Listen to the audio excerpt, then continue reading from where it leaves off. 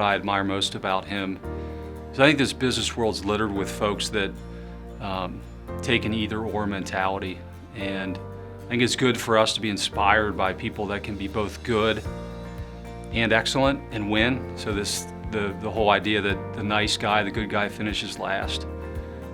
Tim's proof that doesn't happen. First of all, he's a very strong leader, a great guy, a guy that you can trust, a guy that you can depend on, and a leader that is dynamic. And he's built a company that's doing things that are incredible. I think one of the qualities that I appreciate the most in Tim, and it's very hard to put into words, but it's the presence that he has. So I think that he walks into a room and he just brings the level of positivity up in the room. I mean, people want to be around him. He has the ability to, there might be 20 people in the room, but he'll be able to make everyone in that room feel important. Tim earns respect of everybody that he comes in contact with, but he does it in a very really quiet, unassuming way, and so it's nothing overpowering. It's not being the loudest voice in the room at all. If you ever think of Tim, and what I have always thought of him from the day I met him was he was always a teacher and a mentor. And he always looked to the future. He would look at a problem and say, what could we do to solve this problem, or what's the opportunity here? But along the way, he would bring people with him. And I think that was one of my first gifts I ever gave to him, was this stone that said teacher, because I just felt like he mentored so many people. The way I describe it is, I say right place, right time. I've really had 3 stops along my career. The first was in the academic medicine world, where I was at University of Cincinnati and Cincinnati Children's. I happened to be there when the transplantation field was exploding, and was fortunate enough to, as a very junior faculty member, to become the head of research around transplantation at UC and at Children's, and I got to see the first heart transplants ever done here in the area, liver transplants, etc.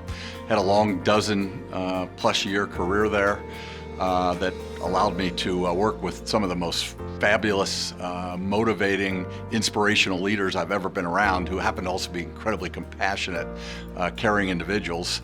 Early in my career, I thought that was the way everybody was. I've come to learn later that maybe that's not the case, but it was really exceptional time to be really exposed to those people. That allowed me literally to do research all around the world, because the local research at UC and Children's is so highly regarded. It was then and it still is now, probably even higher today. I went from there to the biotech world, where I was a co-founder of a biotechnology company based in the Bay Area. And again, right place, right time. We were able to develop treatments and diagnostics for transplant patients, and ultimately the company did a public offering, got its first drug approved, and got to profitability. What I've come to appreciate is that doesn't happen very often, and again, I was probably a right time to be able to be a small part of that. And then from there, started CTI, which was almost a quarter century ago, and building on the 2 previous stops along my career, we are in a really unique situation where we get to work and partner with biotechnology, pharmaceutical, medical device companies to take their products from really concept, in some cases it's so early stage, all the way through to approval. And over the 24 plus years at CTI, we've been part of more than 170 drug approvals, and that's really the end goal of what we do. Success is the only option. We will get there. We will figure it out. We're going to try to make the right decisions and have a positive impact on people, whether it's the patients, our employees, or our community. So those are really critical.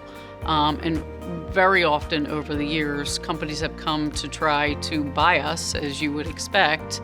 And Tim said it wasn't, it was never always about the money. Very infrequently was about the money. As a matter of fact, people say we should have done a better job in that regard.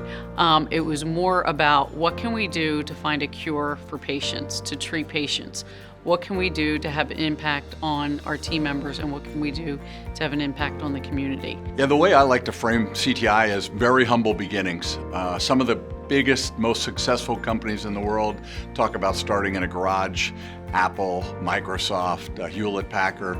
We always say we can either one up them or one down them, but we started in a carriage house. It's a 170-year-old carriage house, I think, when we were there. It's still there up in Clifton, very close to Christ Hospital, but it leaked. Had a lot of charm and a lot of history, but it wasn't the most practical place. But that was our humble beginnings. You know, since then we've grown. We have associates now across the globe in approximately 70 countries.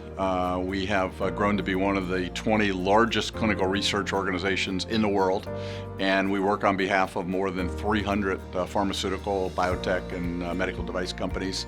And obviously we are anchored right here. The company started in Cincinnati and moved its corporate headquarters to Northern Kentucky about 7 years ago. I feel like we're just beginning. Even though it's 25 years later, so we've seen the influx of some new biotech companies into the area. We've obviously seen, you're seeing the buildings go up around the corner that are just looking amazing. That's going to house, be as an incubator and house very young biotech companies. I think it's an attractive area because of all the reasons we felt it was attractive, because of the universities being in the center of the country, as well as being cost effective. Comparing this region to Boston, I would take this region any day. When I joined CTI 20 years ago with Tim, moving from a publicly traded company, Kendall, to a privately held company with an entrepreneur like Tim, I sort of didn't know what to expect. A big difference between public sector and private sector. And quickly I learned that Tim's characteristics as a friend, and the friend that I had in Tim Schroeder, and then the boss that I've had now for 20 years. He is who he is. He's consistent as the day is long. In his behavior and his approach, he cares. He's an entrepreneur, right? He has passion. His work ethic is like no other. He's an excellent communicator with our company, with our colleagues at CTI. We consider CTI a family. But I think his biggest impact is going to be raising the profile of our region as a hub for life sciences and biotechnology. You have the One NKY building that's going to be right next to their CT offices right here. That's going to have a wet lab in it. I think there's about $15 million being invested to create this magnetic effect, this flywheel effect around all the things that are happening in our region as it relates to life sciences and biotech. I think that's going to be Tim's biggest impact, is, again, raising the profile through the work at CTI. Yeah, I think Tim's greatest impact to the region is, he's got a greater vision than just running the company. His vision is to make the greater Cincinnati area almost a biotech hub. So we've brought other businesses in, he's made connections, economic development leaders in the area know him well. So we're trying to bring in additional business. It's connecting with the hospital systems locally. It's really making this region not just where CTI is located, but we want it to be a hub for clinical research. We want to be moving medicine forward here in the area. When we were starting the business, and I lived in Philadelphia and Tim lived here, my family had businesses in the Philadelphia area, so I wasn't interested in moving, and I was more of the business development person. He was more of the operations person. So we said, well, you can stay here. This is a great place to build the business because, of course, you had Kendall and MedPace already here as established CROs, so we knew there was a talent pool there. We knew that we have the universities here to support us, so we thought that was a great idea. Plus, it was the middle of the country, and that would allow us to, look across country from clients, employees, etc. And he was adamant that this was his home, that this was where he wanted to be, and this is where he wanted to build this business. And I do think that legacy was really important, and to build upon what Candace Kendall has already done, what August Tremble has already done. He wanted to build that and continue to build that. I think his time that he spent with the BioOhio's groups, with the Cincinnati Tech groups, with the Life Science group is really incredible. And even as we were looking, we were in multiple different areas and buildings around the greater Cincinnati area, all of which were wonderful in their own right. But I must say, coming to Covington was a no-brainer. It was really, as we looked around, the welcoming of the business community was just amazing. The location was great. Even though we had employees that we knew this was going to be a little bit of a challenge for them to get to, we thought this was really probably a place for growth, for youth, for the universities, as well as having clients come in from the airport. Yeah, I mean, it's a private company. We tend to look at things in decades rather than quarters. And so we are literally in our 25th year, and our discussions frame a lot about what do we want the company to be like over the next quarter century. And really the only non-negotiables are we want a sustainable organization that is rooted in its communities, both here locally and around the world. We want to continue to be part of moving medicine forward.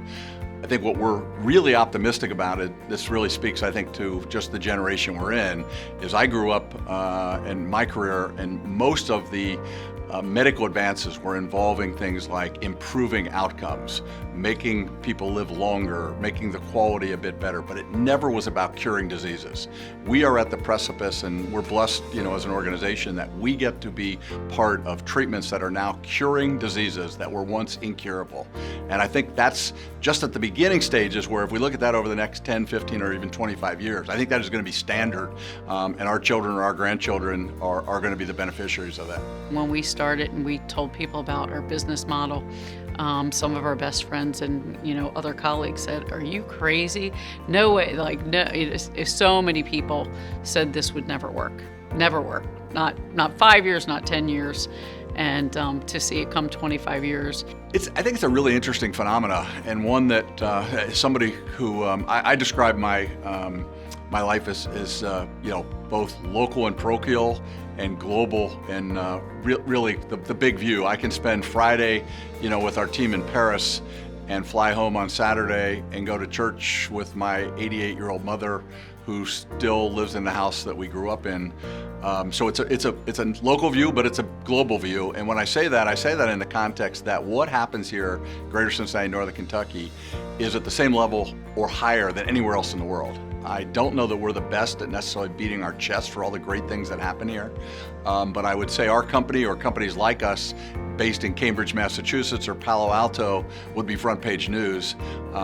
What I think this community doesn't appreciate is what goes on here, and whether it's the healthcare systems that we're very, very blessed to have here, whether it's the companies that have championed science and medicine, and I think it was really front and center during the COVID pandemic how many things happened here in the region and how much of a forefront kind of destination we were in creating solutions, whether it was testing, whether it was treatments, vaccines, support of patients, setting policies. I think that's just really, really unique, and sometimes we don't appreciate how blessed we are to have that here. He analyzes things so critically. And again, he just looks at things differently. And I do think that's contributed to his success and our success. He is not only dealing with issues at the company, he's trying to think about what's going on in the nation. When we were going through COVID, I remember he came into my office with a number of opportunities that CTI could take on. And he didn't expect me to say no. It was, yes, we're going to take this opportunity on because of what was going on in the community at the time, in the nation at the time, in the world at the time. And he was often sought out by local press, national press, to speak about those programs that we have and his view of where we can go with those programs to cure what at the time was something that we were all very, very challenged with. Tim is, I think, one of the most caring, gentle people I've ever met. The Metropolitan Award is very humbling. It's something I'm not comfortable being a recipient of. When I look at former honorees, some of which are very, very good friends, like Bill Butler, Chuck and Julie Shepper, Kay Geiger, and many others that I could name. It's humbling to be thought of in any way, shape, or form alongside of them. I consider those individuals and many, if not all, of the former honorees to be really the pillars of this community. And pillars in not just the success they've had in their professional life, but I think all of those individuals that have previously been honored have just done extraordinary things, putting the community first and being so impactful on where we are today and where they want the community and see the community going in the future. And so for that reason, I'm really humbled by it. I know that the Metropolitan Club is very philanthropic, and certainly the three organizations that are being supported, with the benefits of this particular event are ones that are near and dear, to many people's heart, including us at CTI. They really emphasize, I think, the people in society that are marginalized. And I think, when you look at the impact you can have there, it's particularly profound. And so I think for those reasons, the award is even extra special.